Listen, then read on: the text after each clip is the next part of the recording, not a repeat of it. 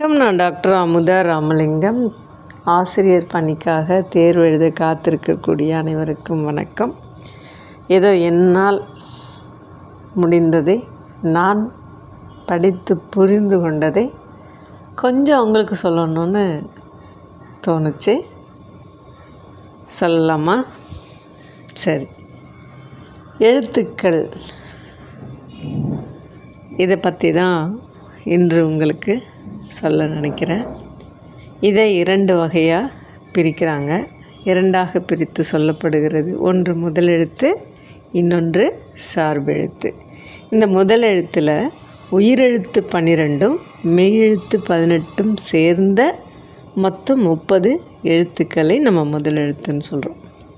உயிர் 12, மெய் 18, மொத்தம் 30 எழுத்துக்கள்.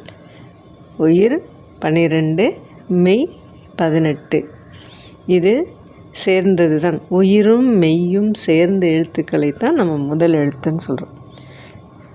சார்பெழுத்துக்கள்னால் என்ன? முதல் எழுத்து சார்ந்து வரக்கூடிய எழுத்துக்களை நம்ம சார்பெழுத்துக்கள் அப்படின்னு சொல்கிறோம். அந்த சார்பெழுத்துக்களையே 10 வகையாக பிரிக்கிறோம். உயிர்மெய், ஆயுதம், உயிரெழப்படை, ஒற்றளபடை, குற்றியலிகரம், குற்றியலுகரம், ஐகார குறுக்கம், ஔகார குறுக்கம், மகர குறுக்கம், ஆயுத குறுக்கம்.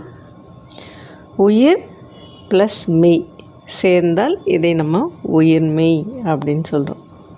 மெய்யும் உயிரும் சேர்ந்து ஒலிக்கக்கூடிய வடிவத்தை தான் நம்ம உயிர்மெய் எழுத்துக்கள் அப்படின்னு சொல்கிறோம். முதல் எழுத்துக்களை சார்ந்து வரக்கூடிய எழுத்துக்களை சார்பு எழுத்துக்கள். எப்போ ஒரு மனுஷன் தன்னை தானே அறிந்து கொள்கிற ஒரு நிலை வருகிறது. உயிரெழுத்துனா வாழ்க்கை, மெய் எழுத்துனா என்ன, பிறரை சார்ந்து இருந்து பழக்கப்பட்ட ஓரளவு தனித்து நிற்கும் போதுதான் தைரியம். ஆயுதம் தனித்து நிற்கும் போதுதான் தன்னலம் புரிகிறது. தனி வடிவமாக இருக்கக்கூடிய 3 புள்ளிகளால் மட்டுமே அதிலிருந்து வருவதற்கான முயற்சி எழுத்துதான் நம்ம ஆயுதம்னு சொல்கிறோம். நாம் தான் இதை முப்புள்ளி, முப்பாற்புள்ளி, தனி வாழ்க்கை நிலையோடு இருக்கக்கூடியது, தனி அனுபவங்கள் இயங்கக்கூடியது. விஷயங்கள் நிறைய இருந்தாலும் கூட அறிவால் தெரிந்து கொள்ள வேண்டிய விஷயம் இது போதும் நினைக்கிறேன். நன்றி. தொடர்ந்து சிந்தித்து பார்த்தால்